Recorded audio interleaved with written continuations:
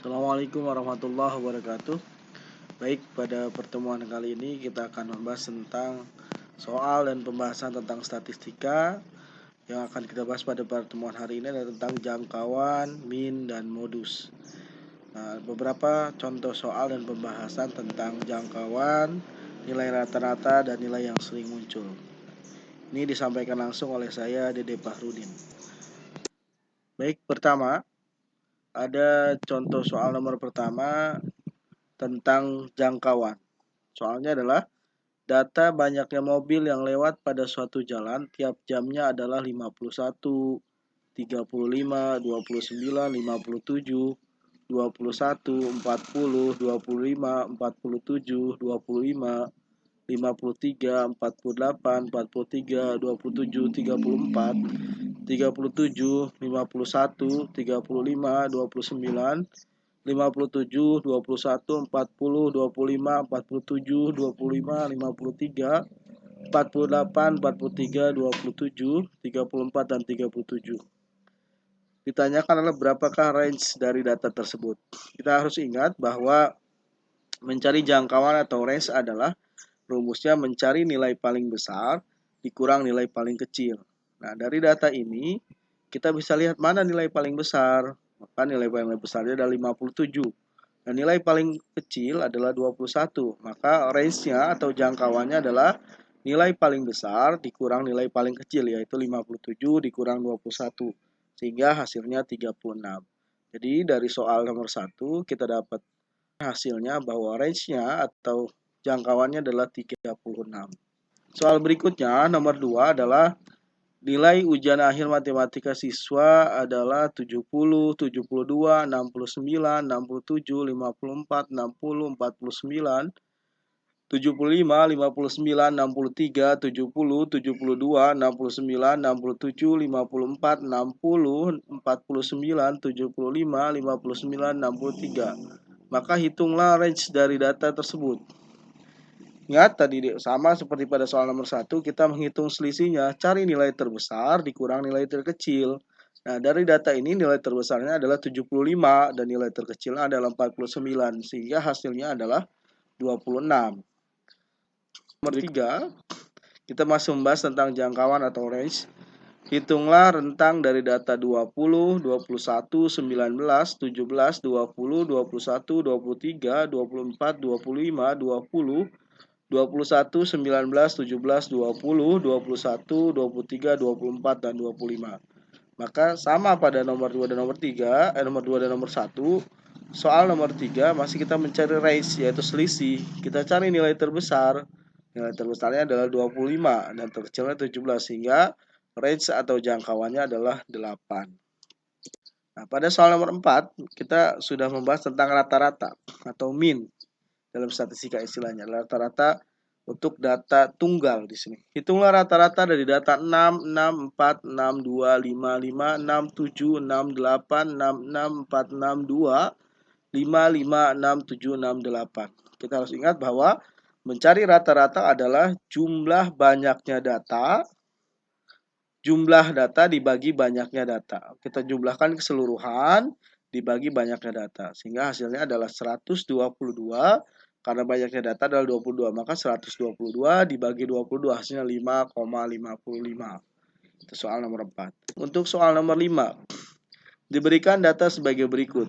4, 3, 5, 4, 6, 3, 6, 7, 8, 7, 8, 8, 4, 3, 5, 4, 6, 3, 6, 7, 8, 7, 8, 8. Maka berapakah rata-ratanya?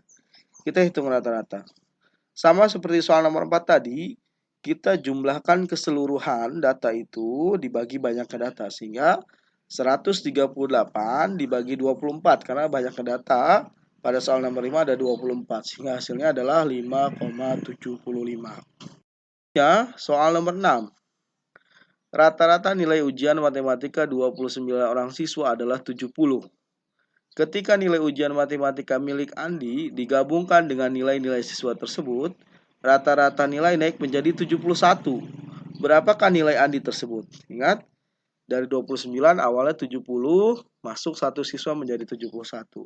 Sehingga kita bahasnya adalah soal tersebut dapat kita selesaikan dengan menambahkan total keseluruhan nilai siswa dengan nilai Andi, kemudian dibagi dengan jumlah siswa yang nilainya dijumlahkan, termasuk nilai si Andinya. Perhatikan di sini.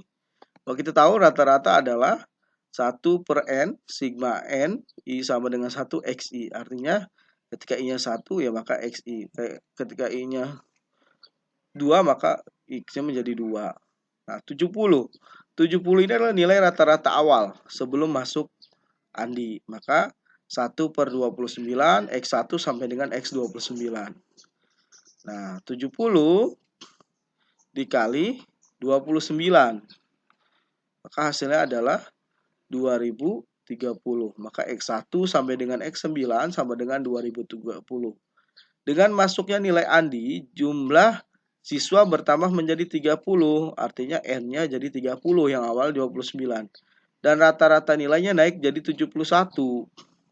Selanjutnya, Andi dapat diketahui dengan memasukkan komponen baru pada rumus rata-rata. Nah, nilai rata-ratanya menjadi 71.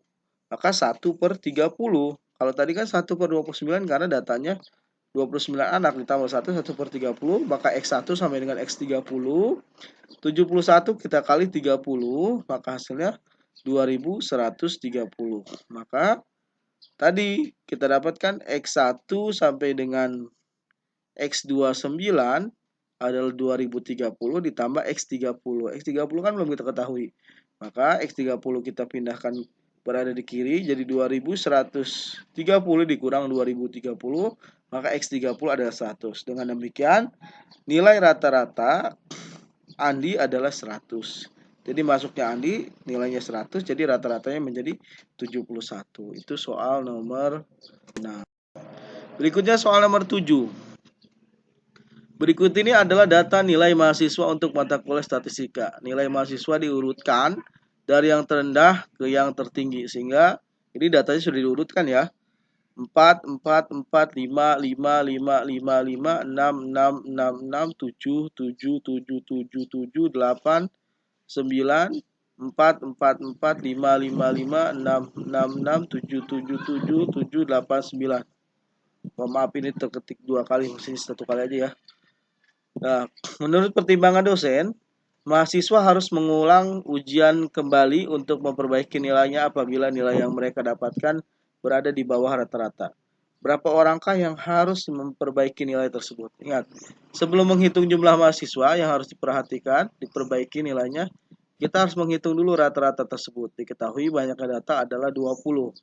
N-nya adalah 20. Jadi N-nya adalah 20 sehingga nilai rata-rata dapat dihitung, tadi X sama dengan jumlah data dibagi banyaknya data. 1 per 20, 4 tambah 4 sampai dengan yang terakhir 9. Maka dijumlah semua 120, 1 dibagi 2 maka 120 bagi 2 adalah 6. Rata-rata nilai mahasiswa adalah 6. Dengan demikian mahasiswa yang harus mengulang ujian adalah mahasiswa nilainya yang berada di bawah 6. Berapa jumlah mahasiswa yang nilainya di bawah 6? Ada 8 orang. Yang di bawah 6 ada 8 orang. 1, 2, 3, 4, 5, 6, 7, 8. Oke. Itu soal nomor 7. Berikutnya soal nomor 8. Sebuah keluarga memiliki 8 orang anak, yaitu A, B, C, D, E, F, G, H.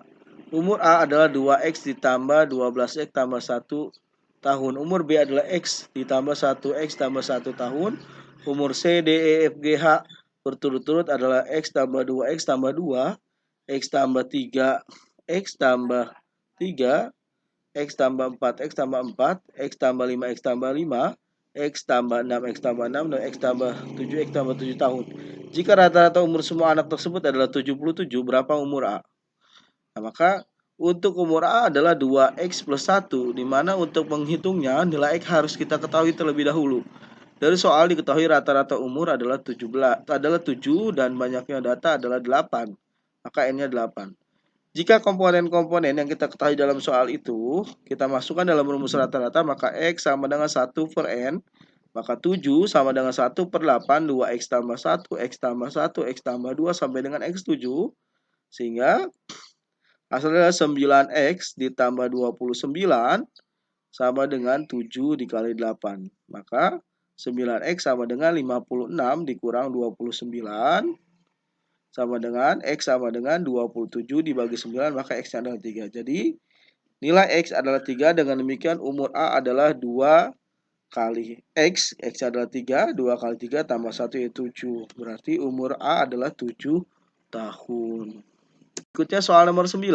Ini soal tentang modus. Modus adalah nilai yang sering muncul.